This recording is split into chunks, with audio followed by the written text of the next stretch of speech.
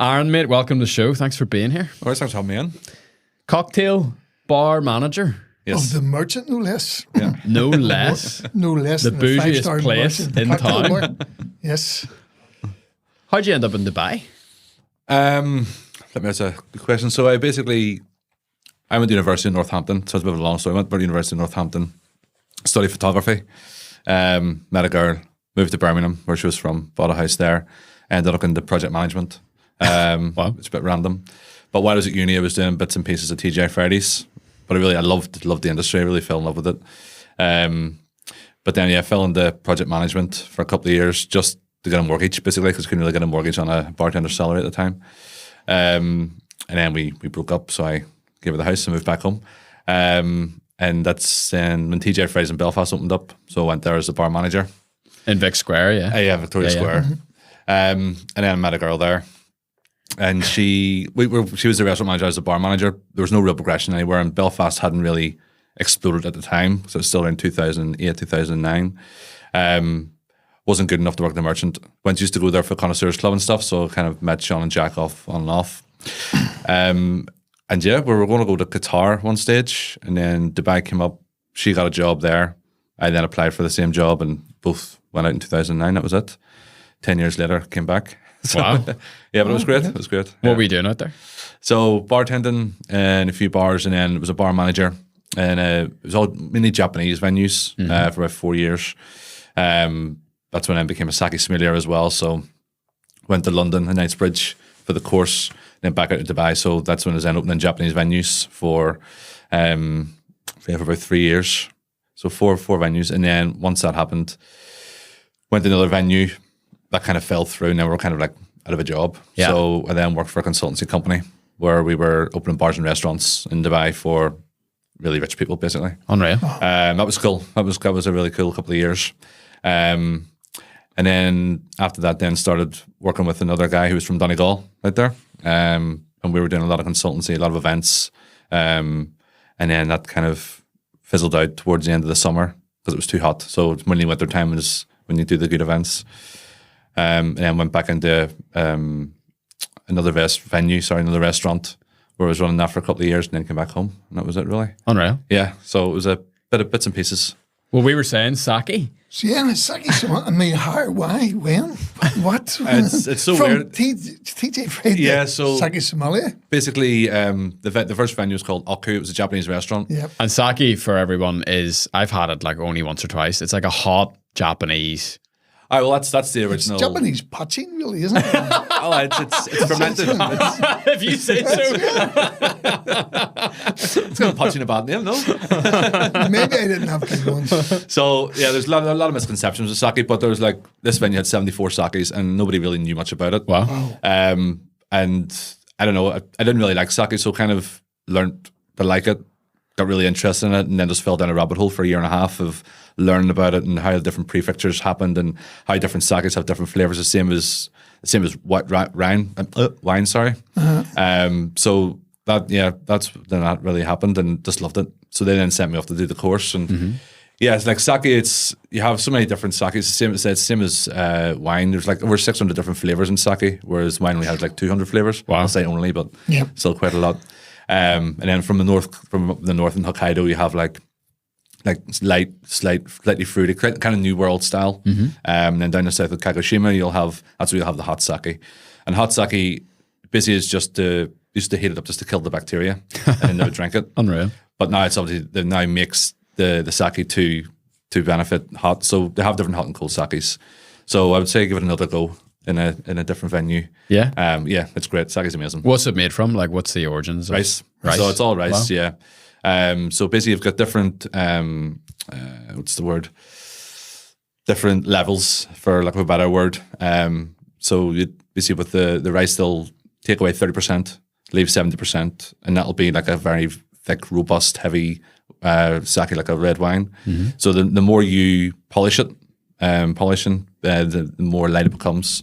So it's to get to the heart of the rice, and that becomes more sweeter then.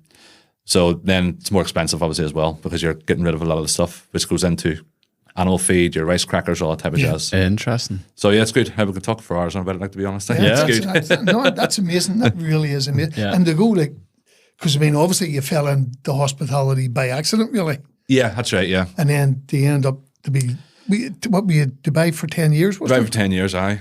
So it was, but like I said before that, when I was at university, it was actually, forgot about that, it was actually a Pizza Hut back of house for a while, which is awesome. Because you're poor, so you're getting free pizzas, feeding the whole family when you're coming home, you know what I mean? Oh, it was great. Yeah, it was really good fun. And then that's when I went into TGIs and then on and off at university. Then, yeah, 10 years in Dubai.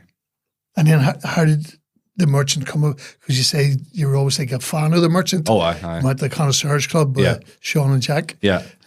So so- it was just when I came back. I moved back in 2019 and I had a job lined up for one of the guys who I worked for in Dubai to move to Australia and be his group GM, busy for a couple of venues in Brisbane. But yeah, moved back October, November time and just really missed the place. Like just fell in love with Belfast. I never fell out of love with it. Yeah. But just fell in love with everything what it was. And yeah, you had no idea how much you miss it when you're away. So I decided to stay. So then I was looking for jobs, the bits and pieces, and the merchant came up literally, and I applied for it, and 3 or 4 interviews later, and I got the job. Brilliant. Yeah, so it was good. It was really good. Really happy. Yeah. So when you left, it wasn't like you couldn't wait to get away from home.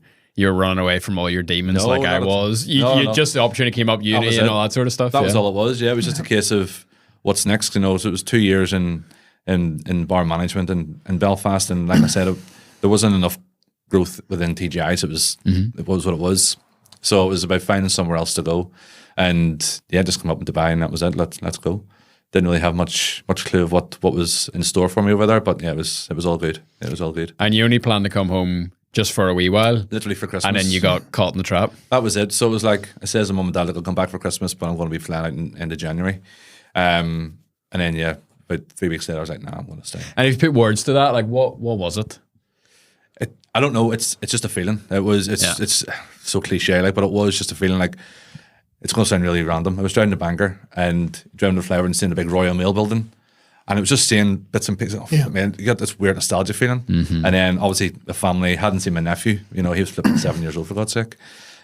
So just really falling back in love with everybody again. Like, me and Scott had a bit of a distant relationship with my brother, but when I came back, we were adults, so we came close literally straight away. So Yeah. it was all good. That's what it was. Yeah. I think there is something about, because we all get pissed off with Belfast and it does our heads in, but when you leave it, Yeah. you do, it's not even homesick. You miss the people, you miss the culture, it's you miss everything. everything. And it's when you come back that you really do Yeah. fall in love with it again. And especially like somewhere like Dubai, because I mean, obviously here, where our socialising Yeah. would be completely different. Our drinking culture would be completely different. So that must have been, a bit of an eye-opener for you There was as a well. lot of it because out there, because it is so warm during the daytime, it is at nighttime venues. Everyone's drinking. There's like 3,500 bars out there. It's chaos. But it was like one of my friends. He's from Belfast. He's actually ex-bar manager, a guy called Chris. And I was in his house for a bit, and he has a photo of Horn the Wolf. And it's just all these little things kind of going flip sake. It is so mad how much you miss it when you're away. And seasons as well, I suppose. Like, there's no greenery and stuff in Dubai, Yeah. But yeah, it was just everything. So yeah, it was really good to be back, and still is really good to be back. And culturally, like what's Dubai like? Because I know very little about it. It's hard to describe, and it's a lot of expats. It's 80%, 90% expats. So you do create your own communities and stuff within work, especially. But the general culture itself, like local culture, they're amazing guys. Like, I mean, what you hear is not what's out there. Do you know what I mean? They are quite strict on things that if you just follow the rules and have respect for them, then it's grand. Yep. So like you're out drinking all the time anyway, every day, brunches on a Friday and everything else. It was really good. And say it was really good guys. Yeah. Because I must admit, like, it used to be my perception that, if you were going for a drink in Dubai, it was undercover. Oh yeah. But that's completely Oh, changed, I isn't it? it's drinking every night till 3 a.m. Like, Yeah. absolutely. Yeah, it's a nighttime drinking venue. It's mad. At what point did you go to Mexico? When did that happen in Mexico. So that was your journey? last year. Yeah, this time last year. Oh, recent? Yeah, cool. Yeah. So that was this time last year. That was with Condesa Gin. So I was working with the guys at Drinksology, and Yeah, they had a competition. They're starting this new gin. So it was from Condesa in Mexico City. And then there was 12 of us from around the world went over there. 11 of them were from the States and Mexico. So I flew me out there for a week. That was great. That was really good. Getting to go around doing some takeovers as well in some of the bars. That was unreal. Mexico City. Another misconception you have about there where it's quite dangerous and stuff. Yeah. Not at all. I was walking around for hours on end just by myself. Absolutely lovely people. Really, really good. So if you ever get a chance, Mexico City, like 100% beautiful place. Brilliant. And it was nice. It was like 20 degrees, 22 degrees. And apparently it's like that. It goes up to about 26, 27 normally in the summer. So it's like a steady warmth. Yeah, nice. Yeah. Yeah, So but I'd seen some of the photos of that trip that Richard Ryan took. So, yeah, it definitely seemed like a good trip. Oh, yeah, that was good crack, like really good crack. Lots of mezcal. That's a new thing as well. Because obviously mezcal, but over there that's all they drink more than tequila. Do you know what I mean? So any bar you have like 50 or 60 different mezcals as opposed to, like I said, tequila. That's what they're really pushing.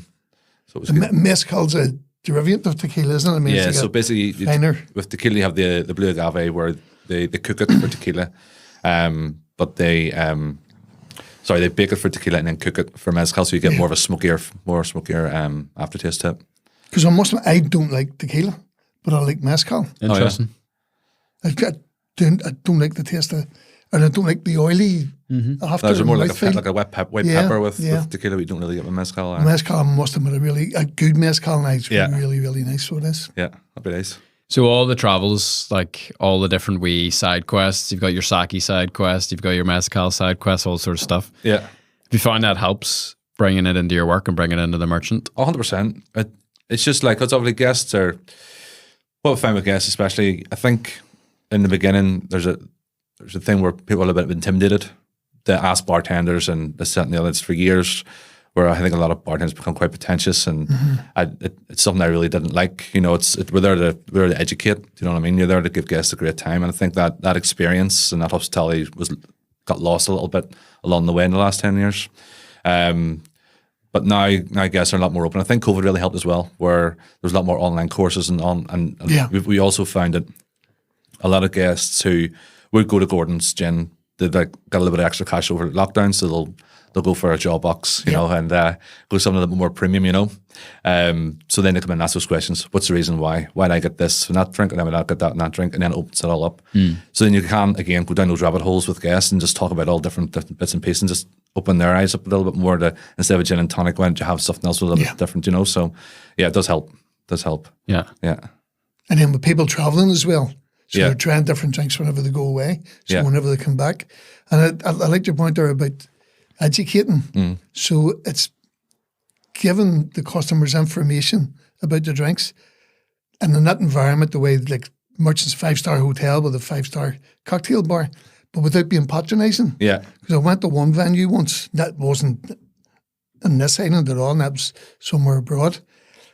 And I'd asked about a couple of drinks, Yeah. and they were so patronising. Yeah. That we end up left. I said, Yeah. no, I'll tell you what, doesn't matter. Yeah. Good We'll for go you. somewhere else. I was only asked. But it's brilliant whenever, because I think, as you say, people maybe do want the upgrade Yeah. to the next level of whether it's gin, vodka, rum, whatever, and they want to try something that wee bit better, something that's more handmade. And in doing that, they want more information as well. 100%.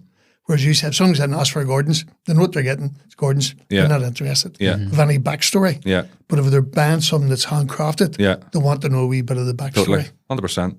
And it's brilliant when staff know it. 'Cause that's why I'd be very much into doing brand awareness training with Yeah. staff and letting them know the backstory.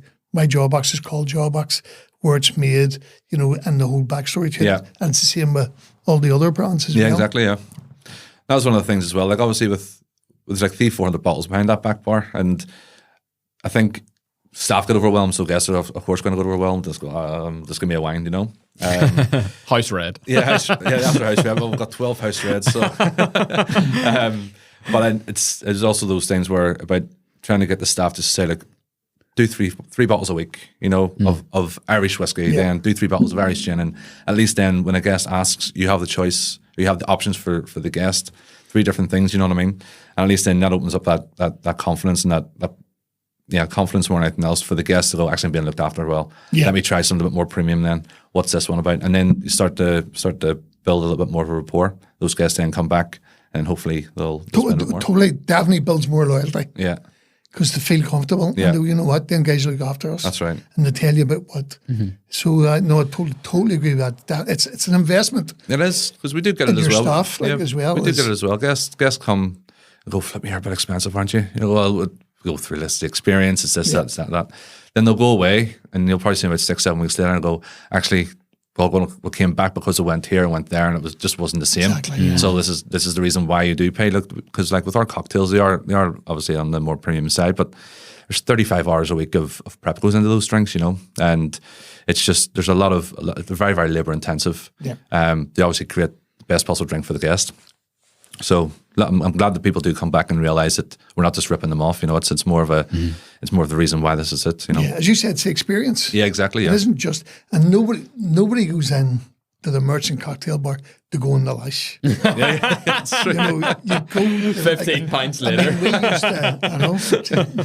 we used to go, if I was lucky enough to work the day shift on the Black Friday, and just to sit in the merchant cocktail bar and just look, if you were lucky enough to get a window table and just look at all the madness going on outside. Yeah, And you were sitting, comfy chair, That's right, nice aye. table, best of service. And it's the experience of Aye. it is amazing. Yeah. And it's worth every single penny of it. it's good. Like, because we do get some complaints as well from guests where we obviously have to have a wait on. You know, we have 8 tables in the bar, so it's like 32 seats. But guys are going, can I have a table over there? Can I sit beside those guys? Like, well, that's not really what we do here, folks. You know, it's like, and then they call us patronising. It's like, well, actually, no, there's a lot of money being spent here. People they have the space, they want to relax, and just feel at home. Do you know what I mean? So it is about educating guests all the way through, and it doesn't stop. You know. Yeah. Why do you think, I mean, you mentioned COVID, which is a really good point. Why do you think it seems, now this could just be a perception, right? It seems like everyone's getting a wee bit more bougie with their tastes. And not just in drink. So like coffee, you know, it feels like 10 years ago, everyone would just go to, think of a big, massive corporation that pumps coffee out and be like, oh, this is lovely, this is so good. Yeah. Now I have mates who, like, you know, no harm to them. They're not the most refined characters in the world, and they've got subscriptions to coffee, and they're talking about the notes in the coffee. I'm like, what the heck has happened here? Because it's happened in drink as well. Oh, aye. Used to be people would buy, you know, we'll call it name brand whiskey, and now everyone's just, you know, they've got, have this whiskey for this occasion and that whiskey for that occasion. I'm like, this is mad. Everything that's going on here. Yeah, I think say COVID had really had a big effect on, like I say, people. A lot of people were drinking a lot more during COVID because they're doing nothing else. And like I said, they wanted to experience a lot more, and then realized that actually this brand is a lot better than the house brand. And that's when they went, let's try something else. Let's go more and more. Coffee carts obviously came huge in COVID as well, didn't they? I fell into that as well and bought one and still sat in my bloody driveway. But Did you really? Nightmare. But The gravitational pull was too strong, man. it was. You couldn't resist. Is it a horse box? It is a horse box. Yo. But we're working on a concierge type thing for next year and trying to get some revenue back on it. Very cool. Say it again. Very cool. I know it's good, but so I think that actually helped as well. Like, I think there's nearly someone told me there's like 70 odd people doing coffee beans in Northern Ireland. So I think there's a massive market for it. Obviously, general merchants and that's our name brands. Other places in Belfast can have helped that as well with their service as well. It's not just a coffee shop. You know, they're getting paninis, sandwiches. They've elevated their service as well. They have a different experience, and I think obviously guests now are into that, you know. Absolutely. You've no problem saying brands, by the way. I love general merchants. Oh, okay. Actually, one of my favorite places to get That's brunch. best. Yeah. You know, you go there and then, you know, again, traditionally I would be like an ulcer fry kind of guy. I'm going in there and I'm like, surprise me. Do you know what I mean? Yeah. Do you ever see that meme over COVID about the horse boxes? It was a horse getting on a pink TransLink bus. And it was like horses having to resort to using TransLink because they've got no more boxes. It's amazing. Aye. So, see if I have just been drinking at my local my whole life and I've never kind of plucked up the courage to go and even try a cocktail, say. And someone's bought me a merchant voucher for Christmas. Okay. And I'm rocking up to you. Yeah. Where do I start? Like, where's a good on-ramp for people? So the biggest thing is, we always say, like, have a look at the menu. People go, oh, no, I'm a whiskey drinker, I'm a beer drinker, blah, blah. Have a try. Do you know what I mean? So generally what I would always say is, like, if you don't like the drink, I'll pay for it myself. Do you know what I mean? Ooh, nice. No, don't. That's a disclaimer. Don't be coming for free drinks. Like, as well, like Jesus. Aaron, I'll take 47 old fashions, mate. Never had one, but I don't like them.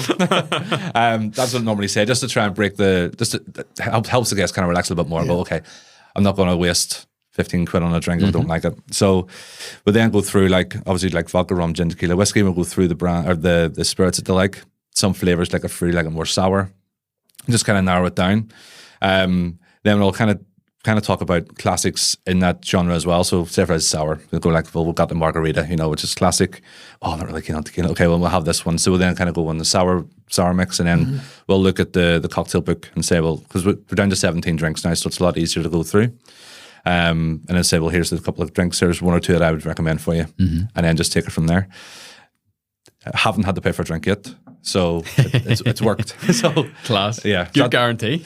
Sorry, it's a great guarantee. Yeah. So that's just the way it works, and it does help. It said, unless guests are probably like, I'm not going to ask them for a drink. I don't like it. Do you know what I mean? But at the same time, it just helps them relax. And we'll go. Actually, I don't know what I will try it. There was a couple of guests in the other day who have never had poaching. We've got a couple of poaching cocktails on there. But they wanted an old fashioned, so we had that kind of style on there. So they had that, loved it, and had 2 or 3 drinks afterwards. Class. Then they started asking about Irish poaching. And then, how many Irish gins are, and then the Irish vodka, and then it just opens up everything. Do you know what I mean? Yeah. And that's where they then start to explore a little bit more. So yeah, it's just about giving the guests confidence. I think is the biggest thing. Yeah, and that's exactly what it is. It's giving them confidence, and in a way, like, you're giving them courage. Yeah. Do you know what I mean? Because for a lot of people, I remember the first time I went into the Merchant, I think I must have been, actually it was for my birthday, we went to Burt's, because we're all in the 1920s New York at the time. Me and my mates were reading Gatsby or something mad like that. I remember going in and being really like, are we allowed to be in here? Like, this is really, like, really, and like the staff were unbelievable. It's just like making you feel comfortable, treating you just like they would have treated anybody else. Where, like, can we just order bread on the menu? Is that okay? No.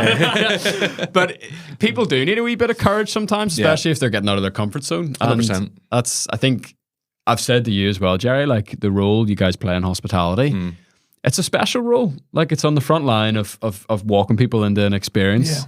And people do grow and develop as a result of that. It's interesting. And it's making people feel comfortable, and it's like you want the people, your customer, to walk out that door much happier than what they were when they walked in. 100%. And I always enjoyed that. Now, when I was in the youth, obviously we didn't do cocktails as such. But I mean, what we'd done, well, if somebody really wanted a cocktail, we'd do it, but we weren't a cocktail bar. It was more beers from around the world and local spirits. But I mean, with beers, with 16 different beers on tap back then, and that's beers from all around the world, and getting people to try beers. Yeah. Was wonderful, because especially here, it's like pint of heart, mate. Sure. No, would you not want to try it? No, mate, you're all right, honestly. Pint of heart means you really want. Or something else. Fine, I'll have a Guinness. And then when they try it, it's like, again, it's getting them to try that experience. And I go, oh my God, that's so unbelievable. Yeah. It's like the whole thing with not wanting to go back to Jawbox, but since we're here. When I was nicely brought out Jawbox and we were doing the tastings, and everybody, well, not everybody, but a lot of people would have went, no, mate, you're all right. I don't drink gin. And I go, would you want to try this, the Jawbox and ginger? Because they think they don't like gin. Their first experience of gin is a gin and tonic normally. Yep, that's right. And that's 2 dry ingredients mixed together, and it's not to everybody's taste. 100%. With the gin and ginger, regardless where it's Jawbox or not, a good gin and a good ginger ale, is a squeeze of lime, is a completely different drink. Totally. From gin and tonic. I didn't drink gin before I met you. Definitely for those reasons. That affected people. So a lot of people didn't drink till they met me. One of the things about tonic as well, the quinina's so strong in it, and people don't realise how that is the actual taste you're getting out of it. Yeah. Like, with spirit mixers, 5% is the spirit, 95% is everything else. 70% on the spirit and 20% on the mixer, and 25% on ice. So it's so important that you get that right balance. Yeah. And like I said, the gin and ginger is great because I don't like gin, I don't like the tonic. I like gin and juice, but it's a different story. But So you said you narrowed the number of drinks down to 17. Yes. Talk to me about that process, because I'm sure, like everything, there's this great kind of dance or this great tension between artistry and profit and what sells and what doesn't sell, and let's try something new. How do you go about that process? That's a good question. So this menu now is being playing around on paper in my head for about a year. When I first came to the merchant, I wanted to change the menu, but the menu just came out. The menu was just brand new, so it was actually a pre-COVID, a post-COVID menu. So it was already written beforehand. I think one of the biggest things I found that over the years of working is that I think the big books have I think it's overwhelming a lot of the time, and people are more visual as well. So one of the things I really want to do is make sure that the next menu was photographed and understood with a little bit more description, more about the people who behind it as well. I really want to get the people involved. One of the things is I think that people walk in and go, "Oh, I was reading this. Where's Ryan? I want to see. Where's Ryan here? Tell me about your drink." And it just breaks that bar down straight away as well. So this menu, the profitability side of things was okay because we are a premium priced venue anyway. But it's also about making sure that we have a good balance of different flavors. And also I wanted to throw some bits and pieces in that people haven't seen before as well.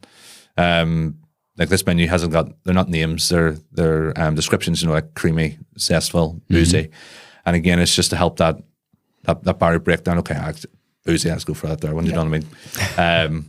Or creamy, or picante, which is spicy, So it's just about making sure that everything that we did was relayed back to the guests as easy as possible. And like I say, visually, it had to look good as well. Obviously, a lot more people are Instagrammable as well, and a lot of people are telling me that we need to be more Instagrammable, but I want to have a good drink first, Sure. So there was that balance as well, which is very difficult to do. And I think that was probably the longest process. Sometimes now, I go back to front to back when I'm writing drinks or making drinks. I'll have a name first, and then I'll try to create a drink around that, or I'll have a spirit, or I'll have an idea of a flavor, and then just create everything around that as well. So that to try to make that look good as well as taste the way I want it to taste was probably the biggest battle. Yeah. Is there any drink that you've really tried to get over the line and it just doesn't look the part? It's just not, when people hold their Instagram camera up to it, it's like, nah, it's just not going to work. Yeah, there's been a few, and it's the most frustrating part because it'll taste good, but just looks like pants. And you're just like, you can't sell that. You know what I mean? You couldn't give that away. I just don't know why. That's the frustrating part. To try to fix that is very difficult, and the only way to do it is to take those different flavors and put them into different drinks, and hopefully that'll relay what you want to. And then the glassware is very important as well, isn't it? I mean, that's all the presentation and everything. One of the biggest things I really wanted to do with this one, as opposed to the previous menus, was be as minimal as possible. Obviously, we're big on zero waste, sustainability, and that falls in line with that. So glassware was super important, because if it's a bad looking glass and there's no garnish and this, that, and the other, people, a glass of water, But then with the glassware as well, we wanted that super simple as well. But you can tell it looks expensive, So it was, but got a meeting after this about that too, to be flipped to. But it's about just making sure that everything looks the absolute part, the absolute nuts. The same with the ice as well. The ice is cut to perfection. It's fit with the glass, 4.2 or 42 mils for each square and everything else. So everything is absolutely perfection. Hopefully that follows all the way through. Yeah. And it must have been hard to constrain yourself to 17 then, because it must have been very tempting to go, you know what, 17 is not a great number, we'll make it 20. As you say, it can become overwhelming, and you can't give too much choice. Totally, and that was one of the things, like the previous menu had 25 drinks on it, so volume 4 was 50, but it was 49 pages, because there was a lot of script and stuff in it as well. And then volume 5 was 25 drinks, and then this was 17. And that's a bit of a random number. There wasn't no rhyme or reason behind 17 drinks. It was just that it was the way it worked out. I wanted a large photo with text on one, and then two, then one. So three free cocktails on when you open up, and then 2 cocktails on one. So it kind of opened up when I was talking to the printers. They were saying, well, actually, 17 is just right, because you got the welcome drink on the front. If you have to do that, you have to do an extra 3 drinks or 4 drinks, or it was to get the extra 2 pages. It just makes it flow well then. Really. It does, and it's got a nice wee flow to it now as well. And Yeah, there should have been. I could have done a little more, just with a couple of more local spirits that I would have wanted to work with. But obviously, we'll work with those guys in April time, May time. We'll look to changing. But yeah, super happy with the way it's worked out. Yeah, really happy. Lots of good positive feedback. Great. So yeah. John, just walk us through like 3 drinks, any drinks off the menu, and tell us anything about them. Like you say, the stories behind them, where you say, you know, and this is in no particular order. I'm not going to hold you like these are your top 3. Yeah. Just, you know, 3 that you think would be interesting to walk us through. Okay. We've got the creamy actually is probably a good one to start with. That drink has been that one drink's been going on for about 2 years, 2.5 years, and that was with one of my ex-head bartenders and now my assistant bar manager and myself. We were playing around. I think this is second lockdown. We were mostly in work, just making up drinks and doing bits and pieces, and that drink was changed so much that whenever Kyle, who's the assistant bar manager, he left, and then he came back. So whenever he came back, it was just in time with the new menu. So we wanted to revisit that drink again. So that's probably one of the main ones, which is it's McConnell's whiskey, and then we use a brown rum and a dark rum. We fat wash it with brown butter. Use another couple of little bits and pieces in there, and then cream, and then we make a pistachio orgeat as well. So you've got the pistachio cordial, and then the pistachios on top as well. Unreal. So that's one of the main ones. It's a great drink, and it just kind of has, let's say, history. They're 2.5 years, so it has that little bit of nostalgia from the very beginning of what we're playing about with, the where it's actually finally come on the menu, come to fruition. And the ex-head bar head tender works for McConnell's, so it kind of all tied in, you know. Another one is the savoury. That one was with the girl Emily, who's a supervisor. She was working on a world-class drink for that one. And I use that one because it's quite funny that she doesn't like tomatoes, but she used tomato as a base. But we clarify the tomato juice in tomato water, and then we add a little bit of basil. We then put some white balsamic vinegar, bit of vodka, and then Parmesan cheese on top. Oh, wow. So that drink's called the savoury, because it has everything, all the umami flavours you have in there. Yeah.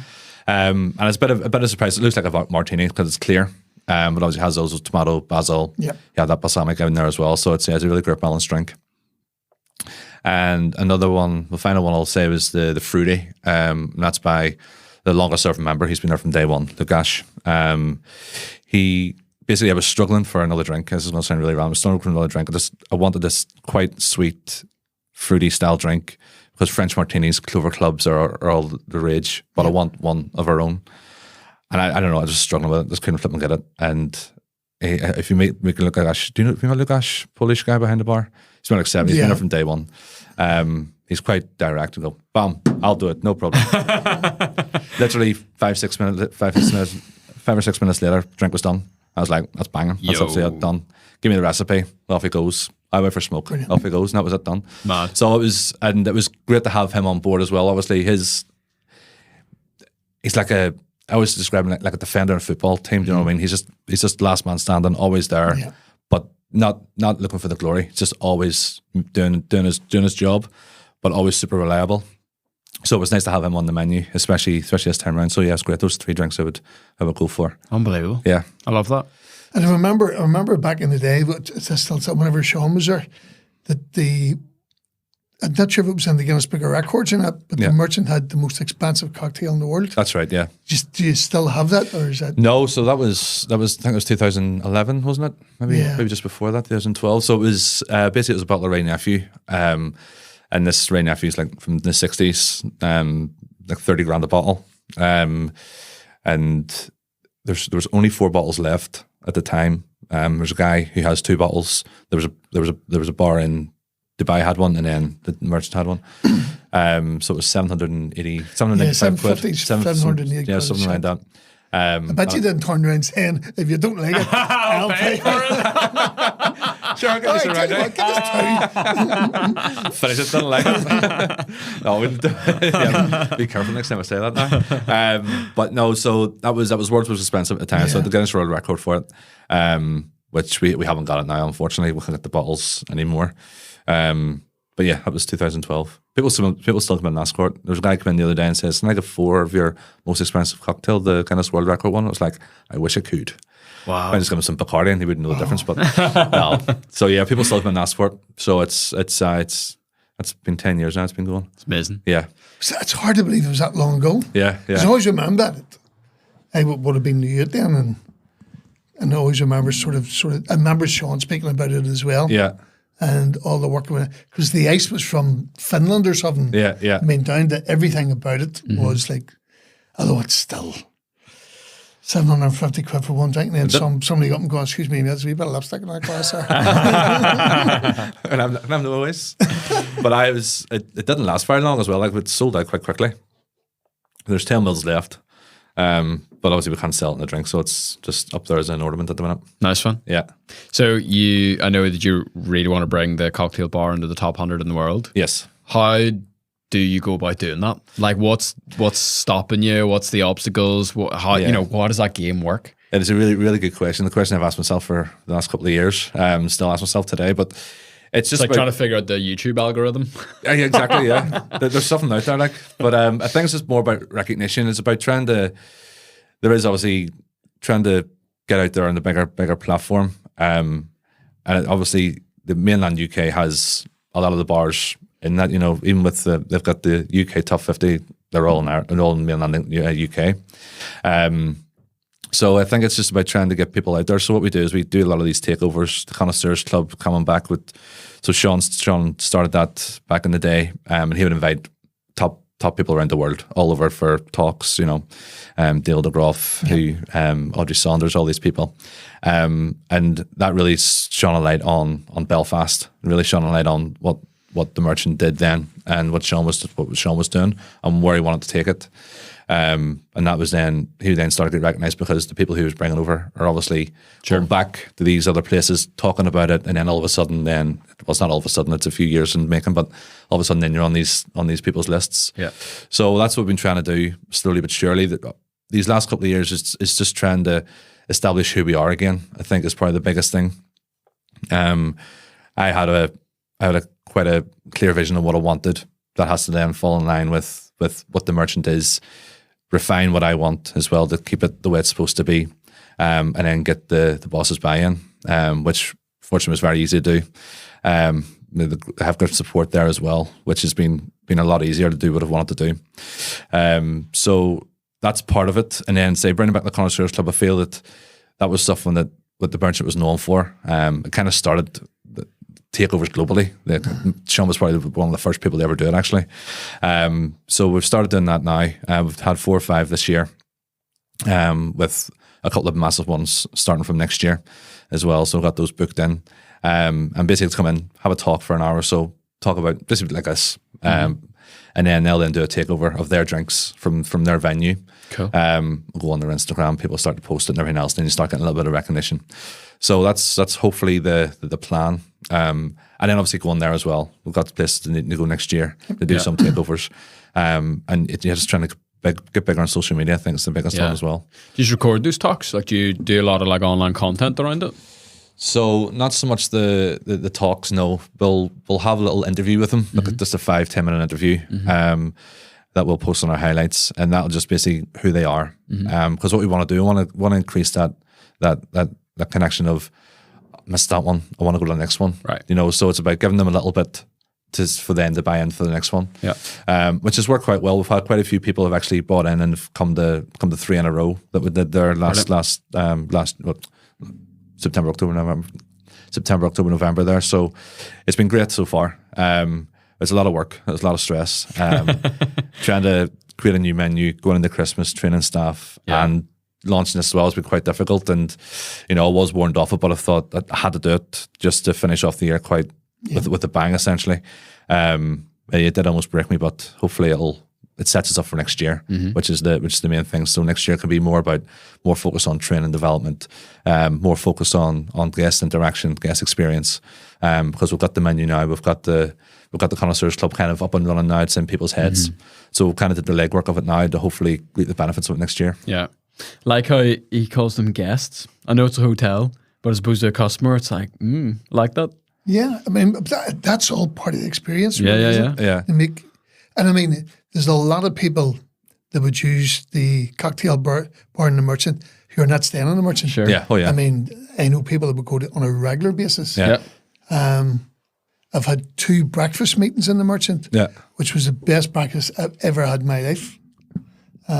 Just getting into that, see that room. Yeah. The great room. great room. That's lovely. It's just Yeah. stunning. Yeah. Because if I ever meet anybody who's just come to Belfast for the day, Yeah. or if any of the guys that I would do a bit of work with down in Dublin, if they're coming up, Yeah. say there's 2 places you have to go: the Whiskey Museum Oh, yeah. at the front and hand, and the Great Room in the Merchant, Yeah. or just like they're across the road from each other. Yeah. Stunning, absolutely stunning places, It's class. and tell a massive story about Belfast as a city as Yeah. well. Yeah. Yeah. Just those 2 spots That's right. Yeah. across from each other. Yeah. It's amazing. So what's next? Just trying to get through the next couple of weeks relatively unscathed. Just trying to get through Christmas. One of the biggest things is, just trying to really push what we're doing last year and just really focus on it. Like I said, really pushing the training development and ensuring that what we do, it's that fine line about trying to figure out where I want to take it without losing the guest interaction, guest focus, hospitality first. That's one of the biggest things. And I remember I was in that thing as well. We just kind of lose sight, and you go into your own menu and you go, "Oh my god, this is amazing." Guys going, "What does that mean?" You know what I mean? I'll just have a glass of wine. And it is that side of it where you always have to be very careful. So now it's just about training and developing the staff. It's been kind of a new team of these last 6-7 months, with people moving around. So like, we've got a new head bartender who's been there for a year and a half. Sorry, 2 new bartenders have been there for a year and a half. We've promoted 2, which is kind of unheard of, but one of the main reasons was there's so much to do. But I also feel they need training separately as well. So it's about making sure that we kind of split the duties so they're able to actually learn on their own path and then swap them over with their training. Yeah. A new supervisor was promoted there. Emily's relatively new in was supervisor. Say Kyle's just jumped in there a couple of months ago as assistant bar manager. So it's just a full revamp again. And like I said, we had to push really hard these last 7 months, 8 months to make sure that next year we had a really good foundation on just focusing on ourselves to be able to push out to the wider good. Yeah. And do you find it easier to get bar staff again? Because obviously during COVID, when pubs and bars and restaurants were closing down, and a lot of people went off driving for Amazon. That's right. And then they were going, wow, I finished at 4 o'clock on Friday. Yeah, that's it. You don't work a Saturday, you don't work a Sunday. 100%. So they didn't go back into hospitality. And there was a massive shortage of really good bar staff. Yeah. So you find that there's starting to come back in again? Not really. It's like we have about, we've been interviewing for probably about a year, and I've probably hired 2 people. Simply because there's a lot of, before when you stand for an interview, you turn up, whereas now people don't. Yeah. They've probably set up about probably 500 interviews, and we've probably interviewed a handful of people just. My stand, like I've been told to drop my standards, and well, not drop my standards, but be a little bit more lenient in terms of what I want. But I can't. It wouldn't be fair on the staff that are already there who've been fighting to get that position. And I still want people fighting for those positions. 100%. To be a merchant bartender, I feel is a privilege. I work in there, I feel is a privilege, and I want people who come in that have that same effect, because it rubs off on the guest. The guest go, totally. Flip me, you must love working. Yeah, bloody do, and you mean it. You know what I mean, and they feel that. So it's about trying to find those people who come in with, and if they haven't got the experience, as long as they've got the personality and the drive, and they what can teach it. Yeah. We can teach that then. Like generally when people, I do find that when people have 8, 9, 10 years experience in somewhere else and they come in and go, this is what I do here. It's like, well, it's not what you do here. This is what you do here. Mm-hmm. Some person lasted 5 hours, but it's about trying to find the people within that little remit, and it is a lot harder because, like I say, I do have very high standards. We as a group has very high standards. I don't want to lose those standards just because we can't get staff. We'll work extra 20 hours a week to make sure that the thing's covered before we bring in bad staff. Mm-hmm. Well, not bad staff, but just people who are too inexperienced. So now, fortunately, we've got a really good team behind us now. Got a couple of really good bartenders. We always start the pantry first, for at least a few months, simply because of the flow of service, the glassware, the preps that we do. You have to learn everything first. So we've got a couple of really good guys there now who one of the guys worked in a top 50 bar in the UK. So he's in the pantry for probably until after Christmas. There's no point putting him in now. Yeah. He'll just flip and lose his head. But he's been jumping on and off, and some really, really good skills there. So yeah, we've got a really great team. Floor now just need to build up. We lost a few people. And it's just about making sure that they're the front line, So it's about making sure that we get really good personalities in again. And just not have people who, yes, no, sir. I want people to come in and have a little bit of something about them, Yeah. So about finding that as well, because it's quite hard to actually manage those type of people as well. Do you know what I mean? So it's about having all these individual people. They all have to kind of mix and match at the same time. Yeah. So it's ongoing. Is the answer to that one? Yeah. But yeah, it has been a lot more difficult. And then I'm sure it's the same yourself. When you work in hospitality, if you have somebody coming in for an interview, your gut tells you almost right away. Aye. 100%. Whether they're going to be able to do the job or Yeah, not. definitely. Because it is, you're 100%, it's more about personality. Yeah, yeah. Because you're constantly interacting with your guests. Yeah, exactly. Yeah, customers. yeah, And you're doing that 90% of the time, 10% of the time, you're serving them drinks. yeah. So it's all to do about interaction and Yeah. making people feel comfortable and making them feel that they want to come back Yeah, again. and it's all about the body language, and you do see people who are stressed and they run around and stuff. You just got to calm down, like just take a 5 minutes, because that then rubs off on guests as well. And like I said, because we are such a small venue, a lot of people you notice everything around you. Yeah. So when that one person is running around stressed, it kind of knocks everything off kilter. So it's about trying to find that fine line. But yeah, it's great so far, so good. Yeah. It's been a lot better than last year. Absolutely. Yeah. Landing the plane, I was going to ask you, I still will, I'll give you a chance, although I feel like you might have answered the question. I was going to ask you, what is it about hospitality that's kept you? Oh, flip me. I don't know. It is really hard to describe because I did leave for a little bit as well, and I just really missed it. I think it is I'm quite I say I'm antisocial. Mrs. calls me an introvert. I think they're both one and the same, to be honest. But I do get quite shy around people, especially went for this. One of our friends had a drink dinner party thing yesterday, and I was like, oh my God, I'm dreading this for a whole week, meeting new people. That's so funny. You do it every day in work, but on that domain, it's different. That's different. Yeah, it is. It's but luckily everybody was amazing, so it was super nice. It was really good. So it was really good day, luckily, and met new people, which is quite good. But I do find it very stressful. So, but at the same time, it's different when you're at work. I have to put a different hat on, and it's just you just go for it, and it's just I don't know. Did you ever watch? There was a thing on. Oh, what was it called? It was a thing about a chef, and they talk. It's a fine dining establishment, and this guy's like an absolute liability. He's one of the cousins, so that's why he's hired. I think it's maybe called chef. But anyway, he then puts the suit on and becomes a completely different person. He goes, oh, this is the body armor. I'm now not afraid anymore. And maybe there is a little bit of that. I don't know what it is. I mean, it is. It's a performance, isn't it? Oh, you're always on behind show. the bars of stage. Yeah, you always say that. Especially if you're a mixologist. Yeah. Because you've got all the you're always pints. You end up turned a few. You can try. You're always on show. So exactly. And I don't know whether it is that kind of you can't leave your troubles as well at the door. Do you know what I mean? You just go in and you can just crack on. Because I knew a couple of people who were absolutely amazing behind the bar, talking to customers and interacting and making amazing drinks. And after work, when they go for a pint, they were the quietest, saddest people you'd ever meet. That's it. My small talk's awful. It really is. But whenever they went out, I say, going into work, just as you say, once at the uniform one came completely, and their confidence just blew up. Yeah. Because I think it was partly because they knew they were good at what they'd done. It's that's what it is. And they were Safe confident in what comfort they'd zone, I think, as Yeah. well. Leaving when I left, I was doing these other bits and pieces, more of a sales role. I just struggled. I think I was also struggling being by myself as well. That kind of self motivation was very, very difficult.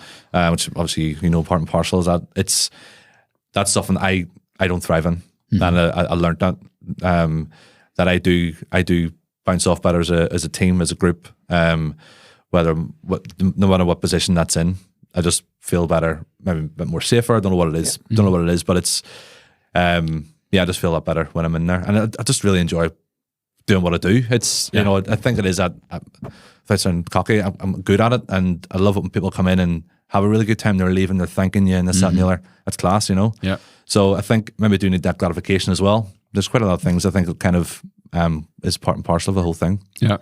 And would there be anybody in hospitality, whether here or abroad, that you look up to and you sort of want, you know what, that sort of, I want to achieve what they have achieved? Or Yeah, I mean, the thing is, obviously, Sean has been one of the reasons why I left Dubai to try to be better. You know, like what he was doing for Belfast at the time was something that, Jesus, I would love to do that. You know what I mean? And then when I came back to the Merchant, you know, it was obviously big shoes to fill, and I was like, well, I can't fill those shoes, so don't try. Let's try to do something yourself, but still aim for that same goal of being one of the top best bars in the world.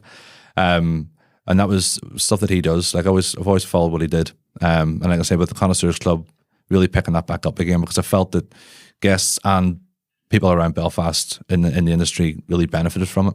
And then there's other people as well, like one of my really good friends who I worked with for probably about 11 years, on and off.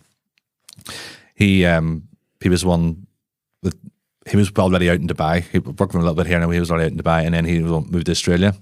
And what he did, like, he lost everything in Dubai, really bad investments, got done over by his business partner, had to sell his house in UK, started all over again in Australia, and is now owns about 7 venues and has really picked up again. So that, good for him. His bloody drives was second to none. Like, do you know what I mean? And seeing that was, I would say that was really inspirational. You know, his kids are in South Africa, and how he multitasks, what he does, I just don't know.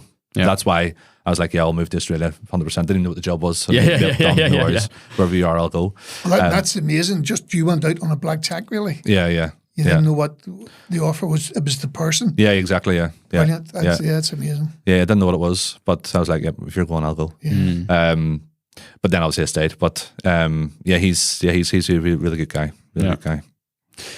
Last question for me. Yep, go ahead. Is there a interaction with a guest that really stands out to you from over the years Oh, sugar. that you're comfortable sharing? Flip me. I don't know. I think like every shift has one. You know, Sarah asked me, she asked me a pretty similar thing as well. Was there anybody that was good or bad? You know what I mean? And we'll sit there for about half an hour. But so I can't share those ones. But these mics are turned off. Don't they? It's off the record, no, like I think it's a very difficult question. That is, every day is different, and there are a few that stand out where I don't ever want to relive again. Let's put it that way. And I find those particular guests, how they have the audacity to come into someone's job, place of work, and speak the way they speak and expect what they expect without anything back it surprises me how people think that way. And I think that's probably the negative connotation essentially of that one. But on the more positive note, like the amount of regular guests we come in week in, week out, they come in, hi Aaron, hi Lubo, hi everybody, you know, that's unreal, and that's unbeatable. You know, that really is unbeatable. People are still able to come back, so we are doing something right, I suppose, that they do come back. And you know, Lubo's been out for like 15 years now as well, and you know, he's seen people who've got together and got married and had kids. He's seen their whole life before him. Do you know what I mean? I think those things are beautiful. You know, and they still come in, they still talk to him, and all those little bits and pieces I think are what make. I know it's not really what you wanted the answer like, but I think that's probably where I'd like to leave it. That side of it is, that's beautiful. Yeah, a lot better. Yeah. The best bar sign that I ever seen was above the door, and it says, "Everybody crosses that door, makes us happy. Someone they enter, someone they leave." That's and if you ever living or dead, I'll steal usually your last question. Living or dead, is there anyone you would like to make a cocktail for and sit down and enjoy a cocktail with them?